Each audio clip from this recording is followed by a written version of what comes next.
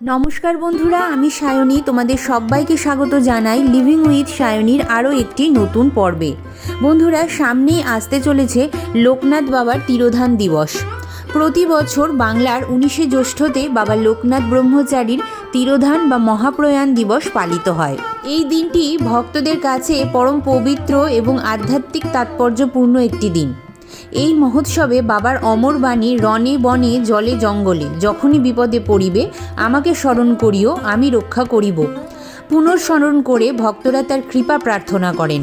ভক্তদের মধ্যে একটি প্রচলিত বিশ্বাস আছে যে যেই গৃহে বাবা লোকনাথের ছবি থাকে সেই গৃহে কোনোদিনই অন্ন, অর্থ ও বস্ত্রের কষ্ট হয় না। এই দিনটি বিভিন্ন আশ্রমে বিশেষভাবে বাবার পুজো হয়। প্রার্থনা, অন্নভোগ এবং প্রসাদ বিতরণের আয়োজনও করা হয়ে থাকে বহু আশ্রমে। তো চলো বন্ধুরা, আমরা দেখে নিই বাড়িতে কিভাবে অতি সহজ সরলভাবে আমরা লোকনাথ বাবার তিরোধান দিবসের পূজাবিধি সম্পন্ন করব এবং তার বিধি ও পদ্ধতি। তাই দেরি না করে মূল পর্বে যাওয়া যাক।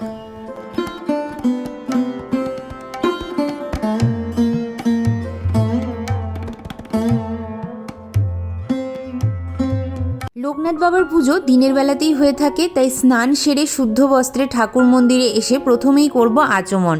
বলছি তদ্বিষ্ণু পরমং পদম সদা পশ্যন্তি সুরয় দিবিব চক্ষুরাতম ওম বিষ্ণু ওম বিষ্ণু ওম বিষ্ণু। এরপরে হাতটিকে আবারও একবার গঙ্গা জল দিয়ে ধুয়ে আমি বিষ্ণু স্মরণ করে নেব। বলবো অপবিত্র পবিত্র বা সর্বাবস্থাং গত পিবা যৎস্বরেত পুণ্ডরীকাক্ষ সবাহ্য অভ্যন্তর সূচি নমসূচি নমসূচি নমসূচি। প্রথমেই আমি স্নানাভিষেকের ব্যবস্থা করব। তার জন্য দেখো আমি এখানে পঞ্চামৃত বানিয়ে নিয়েছি। পঞ্চামৃতর মধ্যে কি কি থাকে তোমরা তো অবশ্যই জানো। তার সঙ্গে নিচ্ছি একটু গঙ্গা জল, আর গঙ্গা জলের মধ্যে একে একে দিয়ে দিচ্ছি গোলাপ জল, অঘরু অর্থাৎ সুগন্ধি একটা জল বানিয়ে নিচ্ছি, একটু চন্দনের গুঁড়ো, এটা শ্বেত চন্দনের গুঁড়ো আমি দিচ্ছি, তোমরা চন্দন বেটেও দিতে পারো, আর তার মধ্যে দিচ্ছি একটু কর্পূরের গুঁড়ো। একটি স্নান পাত্র আমি এখানে নিয়েছি, আর সেই স্নান পাত্রে কিন্তু আমি অষ্টগন্ধা চন্দনের দ্বারা ওম চিহ্নটি অঙ্কন করেছি, আর মাঝখানে কিন্তু আমি একটি বিল্লপত্র রেখে দিচ্ছি। বাবা লোকনাথের পুজোর আগে অবশ্যই আমাদেরকে দেবাদিদেব মহাদেবের পুজো করে নিতে হবে। তাই জন্য আমি প্রথমেই বাবার অভিষেক করছি এবং মনে মনে বলছি ওম নমঃ শিবায় নমঃ, ওম নমঃ শিবায় নমঃ, ওম নমঃ শিবায় নমঃ। এই মন্ত্রটি বলে আমি মহাদেবের স্নানাভিষেক সম্পন্ন করছি। বন্ধুরা, লোকনাথ বাবাকে কিন্তু শিব ঠাকুরেরই অবতার বলে মনে করা হয়, তাই জন্য বাবার পুজোর আগে অবশ্যই শিব ঠাকুরের পুজো সম্পন্ন করতে হয়, না হলে বলা হয় যে এই পুজো অসম্পূর্ণ থাকে।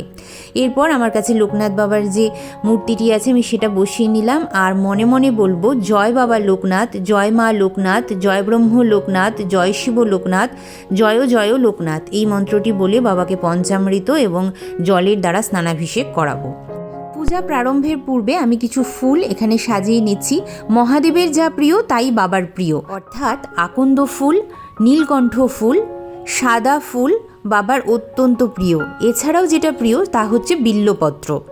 আর বন্ধুরা, এখানে কিছুটা আমি হলুদ রঙের গাঁদা ফুল নিয়েছি। যারা তোমরা এত কিছু ব্যবস্থা করতে পারবে না তারা কিন্তু এই হলুদ রঙের গাঁদা ফুল আর একটা বিল্লপত্র বাবার পায়ে নিবেদন করলেই বাবা তুষ্ট। আর আমি এখানে কিছুটা তুলসী পাতা নিয়েছি, কারণ বাবার জন্ম হয়েছিল জন্মাষ্টমীর দিন, তাই তাকে অনেকেই শ্রী বিষ্ণু বা শ্রীকৃষ্ণের অবতার বলেও মনে করে থাকেন। আমি গঙ্গা জল ছিটিয়ে নিলাম ফুলের মধ্যে। একটি সাদা কাপড় পেতে আমি বাবাকে এখানে স্থান দিয়েছি, কেন তিনি হলেন ব্রহ্মচারী, তাই সাদা কাপড়ের উপরেই তাকে স্থান দেওয়াটা আবশ্যক। আমি এখানে পূর্ব দিকে আলাদাভাবে পাটা পেতেছি, তোমরা চাইলে তোমাদের মন্দিরেও এই পূজাবিধি সম্পন্ন করতে পারো। আমার কাছে বাবার একটি চিত্রপট ছিল, সেটিকেও সুন্দরভাবে মুছিয়ে নিচ্ছি, অর্থাৎ স্নানের বিধি সম্পন্ন করে নিলাম। এবার আমি অগ্নিদেবকে আবাহন করব, তাই এখানে একটি ঘিয়ের প্রদীপ প্রজ্বলিত করছি।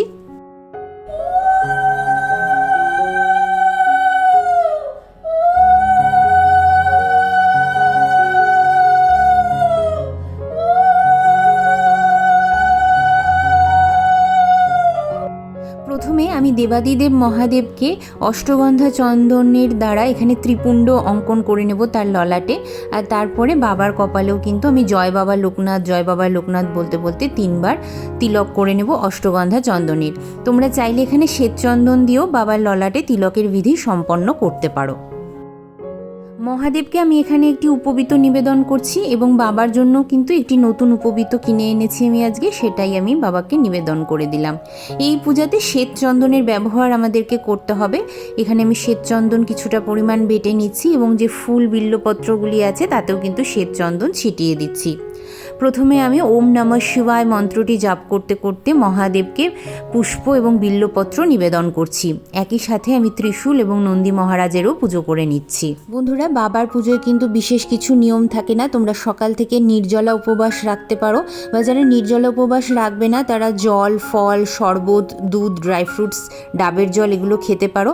এই খেয়ে তোমরা সকাল সকাল পুজো সম্পন্ন করে তারপরে তুমি সমস্ত কিছু নিরামিষ আহারাদি গ্রহণ করতে পারো। এখানে বাবাকে আমি একটি আকন্দ ফুলের মালা পরালাম। আমার কাছে বাবার যে ছোট্ট মূর্তিটি ছিল তাতেও আমি একটি বেল ফুলের মালা পরিয়ে দিলাম। বাবার বক্ষে একটি তুলসী পাতা শ্বেতচন্দন সহযোগে দিতে হয়, সেটাই আমি এখানে দিয়ে নিচ্ছি। ওম শিবকল্প মহাযোগী জটাজুট সমন্বিতম আজানুলম্বিতম ভুজম সুকোমণ্ডল শোভিতম শ্বেতবস্ত্র পরিধানং তাপনাশং লোকেশ্বরম শ্বেতপদ্মাসনস্থিতং ত্রিকালং মহেশ্বরম তাং ব্রহ্মা বিষ্ণুতমেব শিবশঙ্করম সচিদানন্দরূপায় পূর্ণ ব্রহ্মরূপং স্বয়ং।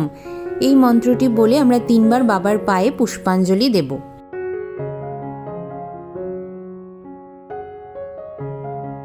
ওম যোগীন্দ্রায় নমস্তেভ্যং ত্যাগেশ্বরয় বৈ নমো ভূমানন্দ স্বরূপেয় লোকনাথায় নমো নমঃ নমামি বারদীচন্দ্র নন্দন কাননেশ্বরম হরিম নমামি ত্রিলোকনাথায় লোকনাথায় কল্পতরুম।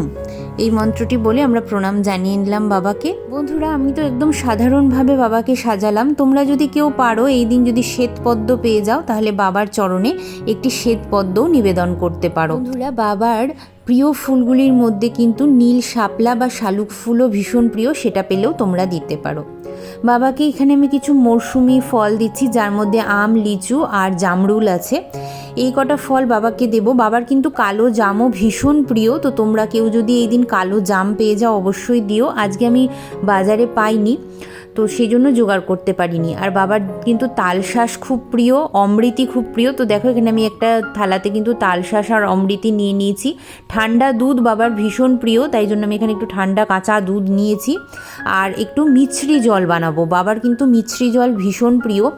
তোমাদের বাড়িতে যদি কোনো বাচ্চা থাকে বা যদি আশেপাশের বাড়িতে কোনো বাচ্চা থাকে তাকে এই মিছরি জলটা প্রথমে দেবে। বাবা কিন্তু বাচ্চাদেরকে প্রথমে এই মিছরি জলটা দিলে ভীষণভাবে প্রীত হন। এবং বলা হয় যে কোনো বাড়িতে যদি অনেক দিন ধরে দুঃখ দারিদ্রতা চলে থাকে তাহলে এই মিছরি জলটা যদি তুমি প্রথম কোনো শিশুকে খাওয়াও তাহলে সেই বাড়ির থেকে নাকি অনায়াসেই খুব দ্রুত দুঃখ দারিদ্রতা দূর হয় এবং অন্ন কষ্টও দূর হয়। বাবার দুধের তৈরি যে কোনো মিষ্টি প্রিয়, তাই আমি এখানে একটু সাদা রঙের মিষ্টি নিলাম।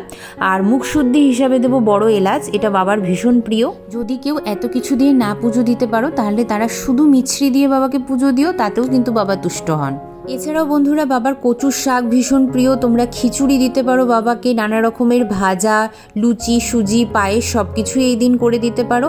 এমনকি বাবার বাল্যভোগ যেমন ভাতে ভাত, ডাল সেদ্ধ, এগুলো কিন্তু ভীষণ প্রিয়। তো তোমরা এই রান্নাগুলো সেই দিন বাবাকে ভোগ হিসাবে করে দিতে পারো এবং তারপরে ভোগ বিতরণের পরে নিজেরাও গ্রহণ করতে পারো। বাবার ভোগ অবশ্যই তুলসী পাতা দিয়ে নিবেদন করতে হয়, তাই আমি এখানে সমস্ত ভোগে তুলসী পাতা দিচ্ছি।